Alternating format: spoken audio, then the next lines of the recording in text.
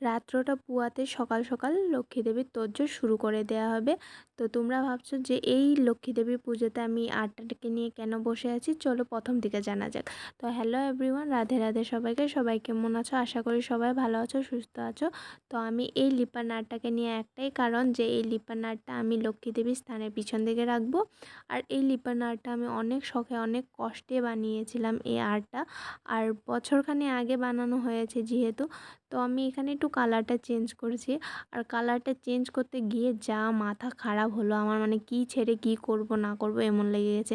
এক কালার দেই তো ওইটা আবার ওইটার উপরে আবার আলাদা কালার চড়াই, মানে কী করব, মানে ভেবে কুল পাচ্ছি না। তো যাই না হোক, কয়েকটা কালার একটু একটু দিয়ে আমি দেখে তারপরে সিলেক্ট করে আমি কালারটি করেছি। যেহেতু সব কালার করা হয়নি, কয়েকটা কালারই আমি এখানে চেঞ্জ করেছি। আর এই লিপার আর্টটা দিয়ে আমার কয়েকটা রিজন এইটা হলো যে এই লিপার আর্টটাতে আমার ছোট ছোট লক্ষ্মীর পাও গড়া আছে। আর এখানে পদ্ম ফুল আঁকা আছে, আঁকা মানে বানানি হয়েছে।